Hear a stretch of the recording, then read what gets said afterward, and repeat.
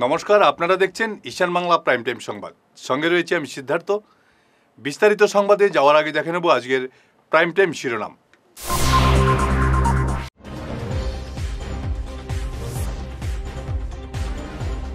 জীবিত নবজাতককে মৃত ঘোষণার অভিযোগ, বিতর্কে জড়ালো শিলচর মেডিকেল কলেজ হাসপাতাল।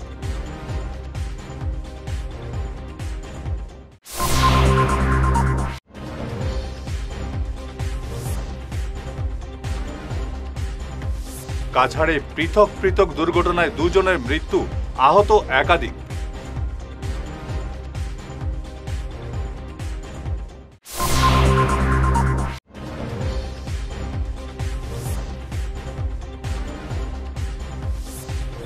মাদক পাচারের দায়ে দুই মৃত যুবককে 10 বছরের কারাদণ্ড শিলচরে।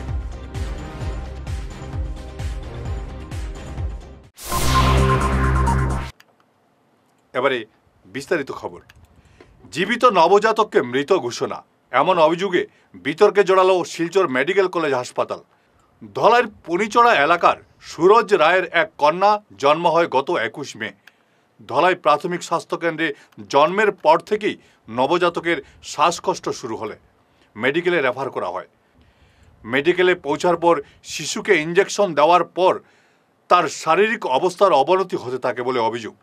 পরে তাকে গুয়াহাটি নিয়ে যাওয়ার পরামর্শ দিলেও আর্থিক অনটনের জন্য নিয়ে যাওয়া সম্ভব হয়নি। শিশুকে নিয়ে 4 জুন বাড়ি ফিরে যান মা ও বাবা। এদিকে 6 জুন বাড়ি ফেরার দুদিন পর আশাকর্মীর মাধ্যমে পরিবারকে জানানো হয় শিশুর সিডিআর রিপোর্ট তৈরি করতে হবে। সিডিআর রিপোর্ট সাধারণত মৃত্যুর পরেই তৈরি করা হয়। শিশুটি জীবিত অবস্থায় এমন রিপোর্ট তৈরি করার জন্য মেডিকেলের কাণ্ডে এলাকাবাসী ক্ষুব্ধ। এ নিয়ে তদন্তের দাবি উঠেছে। ধলাই জন্ম হয়েছে, মেয়েটার জন্ম হওয়ার পরে তো কইছে শ্বাস প্রবলেম, কইয়া আমার তো পাঠাই দিয়েছে শিলচর মেডিকেলে লইয়া গেলাম। লইয়া যাওয়ার পরে আধা ঘন্টা পরে আমার ইয়া কই যে ওরকম তোমার মেয়েটার তো মাথারও চুট আছে থোড়া। ওরকম করতে করতে 8 দিন হয়ে গেল। 8 দিনের পরে সোনোগ্রাফি যখন লইয়া গেছি তখন ওনার হাত খুলছে, তো আমি হাতে দেখছি ব্যান্ডেজ। আমি ডাক্তারে জিজ্ঞাসা করছি আইবার সময় যে স্যার এটা কিতা আছে, ব্যান্ডেজ কিতা লাগি ভালো আছে? কইছে যে না, তোমার মেয়েটার ইনফেকশন হয়ে গেছে, এগুলো ঠিক হয়ে যাইব। আমার করছে ইনজেকশনের কারণে ওরকম হয়েছে, এগুলো ভালো হয়ে যাইব। এরপরে ঠিক 12-13 দিন পরে আমারে কইছে যে তোমার তো এখানে তো আমরা পারতাম না, তোমার তো গুয়াহাটি যাওয়া লাগবো। তো আমি কইছি ঠিক আছে স্যার, তো আমার ছুটি দিলাম। ছুটি দেওয়ার মাত কইছি, তো কইছে ঠিক আছে সকালে 9টার সময় বড় স্যার আইব, তোমার ছুটি দিব। বড় স্যার আসে 4টার সময় আসছে, 4টার সময়। এরপরে কইলো যে ঠিক আছে আমরা আরেক ডাক্তারের লোকে মারছি। আমার কইছে তুমি তোমার বউরে রাখিয়া তুমি বাড়ি যাও গিয়া, তোমার তো এখন কোনো কাম নাই। আমার মেয়েটারে যদি আমি ছাড়িয়ে যাইমু তেগু তো হইতো না, পড়লে আমার মেয়েটা কিতা করবো, আমার বউ কিতা করবো। এরপরে ডাক্তারে কইছে যে ঠিক আছে আরেকটা ডাক্তারের লোকে মারছি, তোমার মেয়েটা যদি ঠিক করতে পারে তো ঠিক আছে আমরা তোমার ওখান থেকে তোমার বাড়ি পাঠাই দিব। আমি কইছি তখন যে তো আমার মেয়েটা যদি তোমরা আগেও কই দিছো যেখানে তার মেশিন নাই, গুয়াহাটি লয়ে যাইতে লাগবো, তখন আরো কোন ডাক্তার আইব? এই মাসের 5 তারিখ রিলিজ নিয়ে আসার পরে 6 তারিখ আমাদের আশা দিদির কাছে একটা সিডিআর রিপোর্ট এসেছে। ওনাদের উচ্চতর মহল থেকে খবর দিয়েছেন বাচ্চাটি মারা গেছে, যে বাচ্চাটি অদ্যাবধি জীবিত আছে। কিন্তু আমাদের আশাকর্মী দিদিকে বলা হয়েছে বাচ্চাটি মারা গেছে। এটা কি বিষয়, এটা জানার জন্য উচ্চতর মহলের তদন্তর দাবি করছি। বাচ্চাটি জীবিত আছে কি কারণে, এই অবস্থা হলো কি কারণে, ওকে রেফার করা হয়েছে, এগুলো একটু তদন্তের জন্য আমি আপনাদের কাছে দাবি তুলে ধরলাম। মেয়ে জন্ম হয়েছে ধলাইয়ে জন্ম হওয়ার পরে বাচ্চাটার মানে একটু শ্বাসের প্রবলেম আসলো। এখান থেকে ধলাই থেকে ট্রান্সফার দিলে এসে মেডিকেল কলেজে যাওয়ার পরে সুস্থ আসলো, মানে শরীরে কোনো এফেক্ট আসলো না, খুব ভালোভাবে আসলো। এখানে মেডিকেলে যাওয়ার পরে মেডিকেলে তারা আইসিইউ রাখছে। আইসিইউ রাখার পরে তারা 3-4 দিন যাওয়ার পরে বাচ্চাটারে কইছে যে সোনোগ্রাফ করার লাগি নেওয়ার লাগি। এ সময় তার বাবাই দেখে বাচ্চাটার হাতে ব্যান্ডেজ থাকার কারণে তারা জিজ্ঞাইছে যে বাচ্চাটার হাতে ব্যান্ডেজ কেন? তো তারা কইছে না এটা কোনো কিছু না, এটা মানে একটা ইঞ্জেকশন দিছে, ইঞ্জেকশন দিয়া এটা ইনফেকশন হয়েছে পরে তারা আরো কয়দিন যাওয়ার পরে বাচ্চাটা দেখে সুস্থ হন না। এই সময় তারা কইছে যে না এখানে বাচ্চাটা হইতো না, এখানে ভালোভাবে চিকিৎসা হইতো না, গুয়াহাটি নেওয়ার লাগি। তারা একদম গরিব মানুষ, তারা ঘরে মানে আজ খাইলে কাল নাই, আর তারা কিভাবে গুয়াহাটি যাইব। মাদক পাচারের দায়ে 2 মিজ যুবককে 10 বছরের কারাবাসের সাজা শোনালো কাছাড়ের বিশেষ বিচারপতি বিপ্রজিৎ রায়ের আদালত। সাজাপ্রাপ্ত 2 যুবকের নাম জোসেফ এবং এম লালমাই গাইং জুয়ালা। তারা দুজনেই আইজলের বাসিন্দা। গত 2023 সালের 19 অক্টোবর মাদক পাচারের সময় তারা ধরা পড়ে কুম্ভীরগ্রাম বিমানবন্দরে। কলকাতা যাওয়ার উদ্দেশ্যে তারা বিমানবন্দরে পৌঁছেছিল। বড়খলায় বাইকের ধাক্কায় প্রাণ হারালেন এক ব্যবসায়ী। মৃত ব্যবসায়ীর নাম মনোরঞ্জন দাস, তার বাড়ি বড়খলার রামপুরে। গতকাল রাতে ঘটনাটি সংঘটিত হয়েছে শিলচর জয়ন্তিয়া সড়কে। মনোরঞ্জন হেঁটে যাওয়ার সময় জারলতলা সিবিআই ব্যাংকের এক কর্মী তাকে ধাক্কা মারেন বাইক দিয়ে। স্থানীয়রা মনোরঞ্জনকে বড়খলা হাসপাতালে নিয়ে গেলেও চিকিৎসকরা তাকে শিলচর মেডিকেল কলেজ হাসপাতালে রেফার করেন। মেডিকেলে যাওয়ার পথে মৃত্যুর কোলে ঢলে পড়েন মনোরঞ্জন। বাসাতেই কিছু বাজার সুসেন দাস, তার নাম হলো মনোরঞ্জন দাস। আমরা তাহলে সুসেন দাস হিসাবে পরিচিত এই গ্রামও। তান করো তাই ইয়া সন্ধ্যার পরে 7:30টার সময় বাজার দিয়া গোটেই যে যাওয়ার সময় একটা বাইকে তাই ধাক্কা মারি ফেলাই দিছে। ফেলানোর পরে বড়লা হসপিটাল লিয়ে যাওয়া হয়েছে। সেখান থেকে মেডিকেল রেফার করা হয়েছে। মেডিকেল রেফার করার পরে আমরা খবর পাইছি তাই যাওয়ার মেডিকেল এখানে মারা গেছেন পাওয়া হয়েছে। এরপরে আবার থানা এখানে আইয়া গাড়িটা আমরা বাইকটা সমঝাইয়া দিছি। পাওয়া যায় এই বাইকটা ওই লাগি জালতলা ব্যাংকের অ্যাসিস্ট্যান্ট ম্যানেজারে। এখন তান ওই লাগি ছেলে 2 জন, মেয়ে 1 জন। তার বয়স অনুমানিক 65 65। এখন একটু বিহিত ব্যবস্থা নেওয়া হোক যাতে এই পরিবারের এখন তাই নেখা উপার্জন খালি আর কেউ নাই। তার ছেলে 2টা এখনো বেকার, পরিবার আর কেউ নাই, যাতে একটু বিহিত ব্যবস্থা নেওয়া হোক। আর সরকারের কাছে একটা দাবি রেখে যে একটু আর্থিক সাহায্য যাতে দেওয়া যায় এই ফ্যামিলির লাগি। যান সংঘর্ষে মৃত্যু হলো এক বৃদ্ধের। হত ব্যক্তির নাম ইশাক আলী চৌধুরী, তার বাড়ি বদরপুর মাসিমপুর জিপিতে। সংঘর্ষে আহত হয়েছেন শিলচরের এক শিক্ষিকা মৌসুমী পাল। আজ দুপুরে ঘটনাটি সংঘটিত হয়েছে ডলু অন্নপূর্ণা সড়কের বদরপুর মাসিমপুর জিপিতে। বলেরো পিকআপ ভ্যান এবং একটি অটো রিক্সার মধ্যে এই সংঘর্ষ বাধে। অটোটি উল্টে যায়। স্থানীয়রা অটো যাত্রীদের উদ্ধার করে বড়খলা হাসপাতালে নিয়ে গেলেও ইশাক আলীর অবস্থা বেগতিক দেখে শিলচর মেডিকেল কলেজ হাসপাতালে রেফার করেন চিকিৎসকরা, কিন্তু সেখানে তার মৃত্যু হয়। টোটোতে আসছিলাম তো, টোটোতে যাওয়ার সময় সামনে রাস্তাটা তো প্রচণ্ড ভাঙ্গা। এখানে অনেক দিন থেকে এইভাবেই আমরা আসা যাওয়া করি। আর টোটোর সামনে আমরা ফ্রন্টে একটা কি গাড়ি ছিল, বোলেরো আইতে আসছিল। একটা ঠিকঠাক পথেই লেফট সাইডে মানে আইতে আসছিল। আর টোটোটা যাওয়াতে আসলে কলিশন হয়েছে মানে কি জাস্ট স্লাইটলি। তো ড্রাইভার আর টোটো ড্রাইভার আমরা ব্রেক ধরতে গেছে আমরা বাঁচাইবার লাগে, তখন মানে পাতলা গাড়ি থাকে, এটা পুরা উল্টাইয়া লেফট সাইডে পড়িয়া আমার উপরে ওই ভদ্রলোকটা বেশি এনজয় রয়েছে। আর আমার ওই সাইডটা মাথা হাত জানে পাচ্ছি আর কি এটাই। তবে আমার প্রশাসনের কাছে একটাই কথা, হাত জোর করিয়া কইরাম যে আমি এই রাস্তাটার একটু ঠিকঠাক করার উচিত এবং কিছু প্রশাসনিক যে কাজগুলি আছে এগুলি সঠিকভাবে করা যেন হোক। যেহেতু আমরা ডেইলি এদিকে আসি যাই, আমরা টিচার, আমরা এটাই জীবিকা। 6 মাসের নিযুক্তি প্রক্রিয়া বাতিল করে চাকরি নিয়মিত করার দাবিতে আজ শ্রীভূমি জেলা শাসক কার্যালয়ের সামনে অনির্দিষ্টকালের আন্দোলন শুরু করলেন জেলার গৃহরক্ষী বাহিনীর জওয়ানরা। 1947 সালের হোমগার্ড আইন সংশোধন করে চাকরির স্থায়ীকরণের দাবি তুলেন তারা। দাবি পূরণ না হলে আন্দোলন চালিয়ে যাবেন বলে হুঁশিয়ারি দিয়েছেন হোমগার্ড জওয়ানরা। আমরা বলেছিলাম গৃহরক্ষী স্বেচ্ছাসেবক কল্যাণ সংস্থার করিমগঞ্জ জেলা কমিটির উদ্যোগে আজ আমরা 25/6/2025 ইংরেজি আমরণ অনশনের সূচনা করেছি। 2003 ইংরেজি হইতে আমরা বারবার সরকারের নিকট স্মারকলিপি মারফত আমাদেরকে স্থায়ীকরণের বা আমাদের পরিবারের কথা চিন্তা করে যে আমাদের বাঁচার একটা রাস্তা করে দেওয়ার জন্য আমরা সরকারের নিকট বারবার বিনম্রভাবে অনুরোধ করেছি। কিন্তু আমরা যতবার অনুরোধ করেছি তারপরও আমরা প্রত্যাখ্যাত হয়েছি, সরকার আমাদের কোনো কথা শুনে নাই।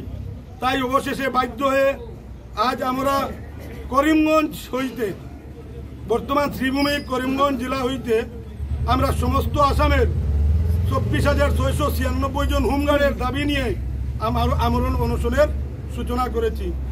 আজকে আমরা ভারতের রাষ্ট্রপতি মহাশয় তথা ভারতের মাননীয় প্রধানমন্ত্রী নরেন্দ্র মোদী মহাশয়, আসামের রাজ্যপাল মহাশয়, আসামের মাননীয় মুখ্যমন্ত্রী মহাশয় তথা আমাদের বিভাগীয় কর্তৃপক্ষ, প্রত্যেক কর্তৃপক্ষের উদ্দেশ্যে আমরা আপনাদের সাহায্যে আমাদের দাবি এবং আমাদের সংবাদ আমরা প্রেরণ করতেছি যে যদি আজকের এই অনশনের সূচনা লগ্নে আমাদের দাবি পূরণ না করে ভারত সরকার তথা আসাম সরকার, তো যত সময় পর্যন্ত আমাদের দাবি পূরণ না করে আমাদেরকে স্থায়ীকরণ করার সিদ্ধান্ত সরকারের দ্বারা নেওয়া হবে না, ততক্ষণ পর্যন্ত আমরা অনশন করতে থাকবো।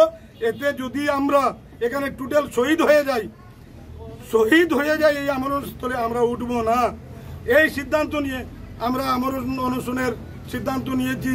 কারণ আজকে দেখেন প্রত্যেক হোমগার্ড এখানে কর্তব্য থেকে বিরত, প্রতিজন হোমগার্ড কর্তব্য নেই। একজন হোমগার্ড ট্রেনিং করার পর। ফিরে আসছি ছোট্ট বিরতির পর, সঙ্গে থাকুন। চিকিৎসা সংবাদ।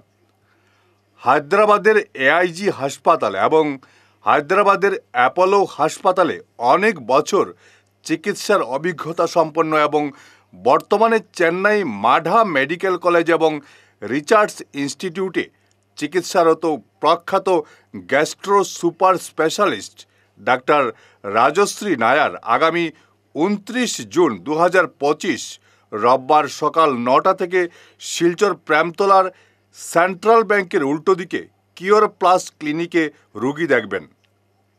বুকিং নম্বর 6900701891 এবং 9137349589।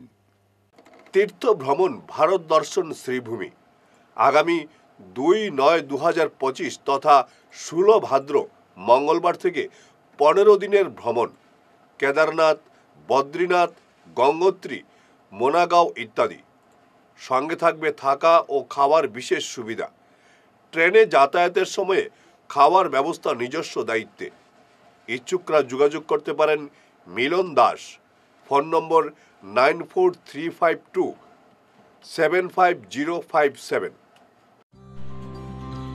সোনার সংসার জুয়েলার্স, সোনা মানেই সোনার সংসার। আমাদের এখানে রয়েছে চূড়, বালা, ব্যাঙ্গল, মান্তাসা, চেইন, রিং, চুড়ি। 50,000 টাকার সোনার গহনা কেনাকাটা করলে রয়েছে একটি নিশ্চিত উপহার।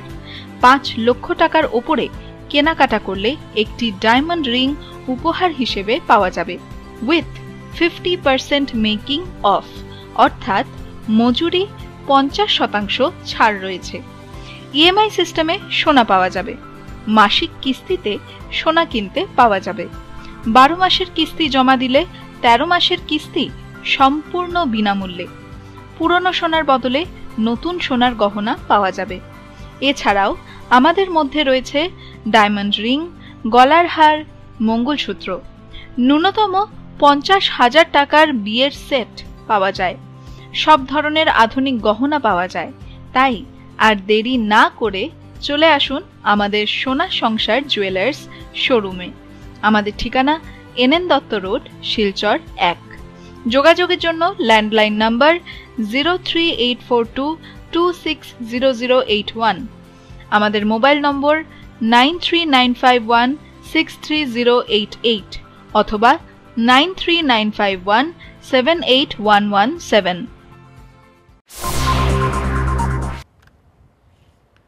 বিরতির পর আবারও আপনাদের স্বাগত জানাচ্ছি ঈশান বাংলা প্রাইম টাইম সংবাদে।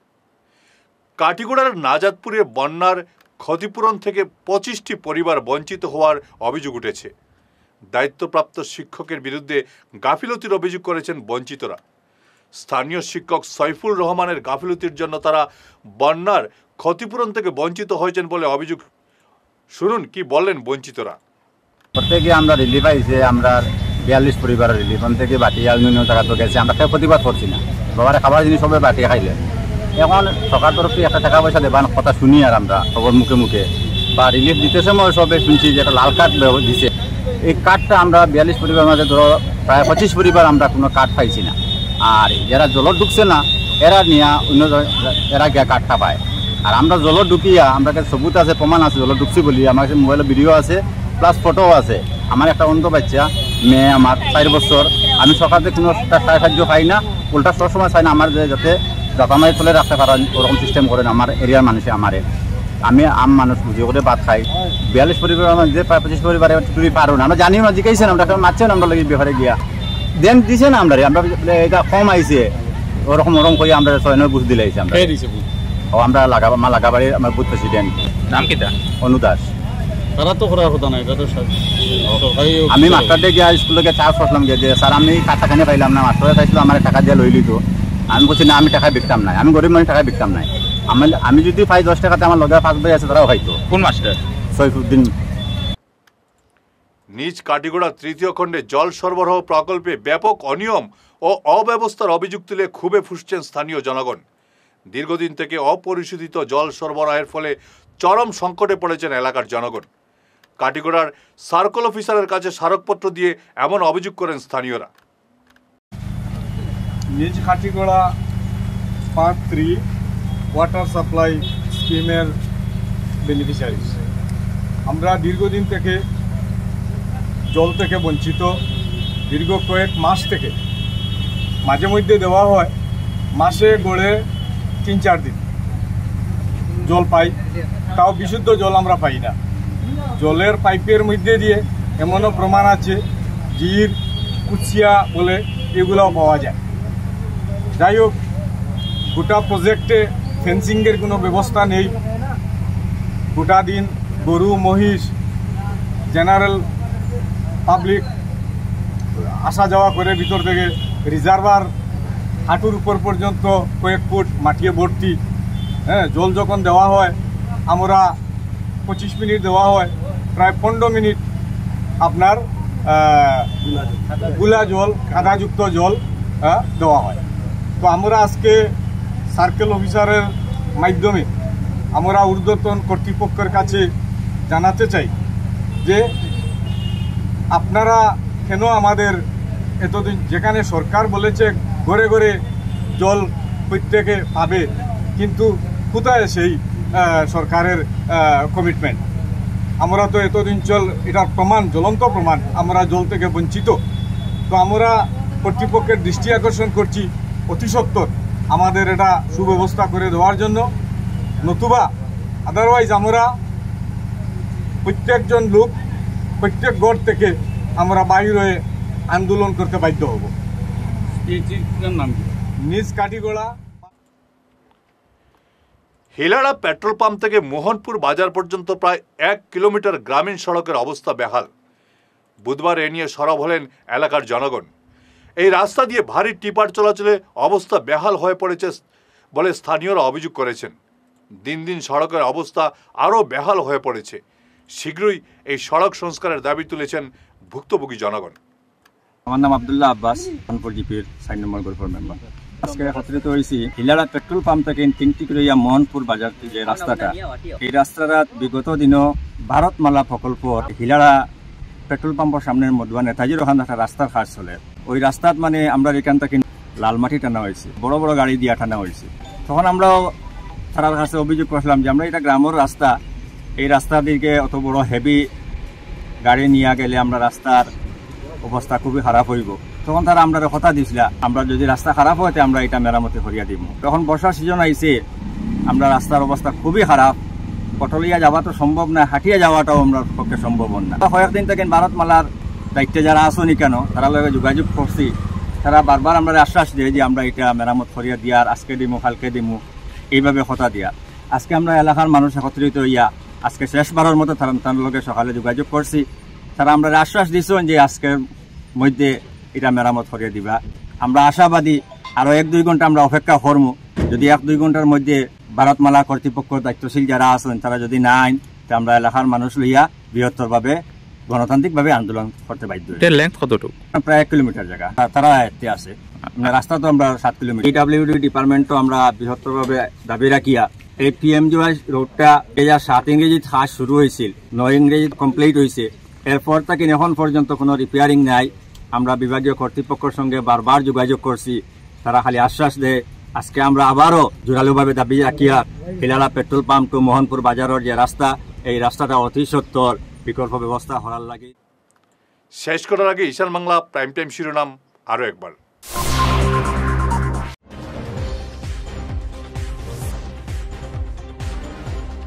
জীবিত নবজাতককে মৃত ঘোষণার অভিযোগ, বিতর্কে জড়ালো শিলচর মেডিকেল কলেজ হাসপাতাল।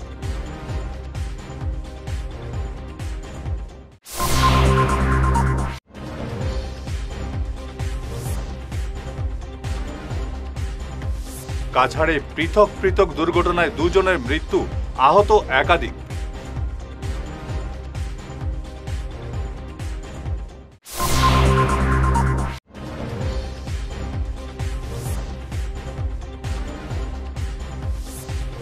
মাদক পাচারের দায়ে 2 মিজো যুবককে 10 বছরের কারাদণ্ড শিলচরে।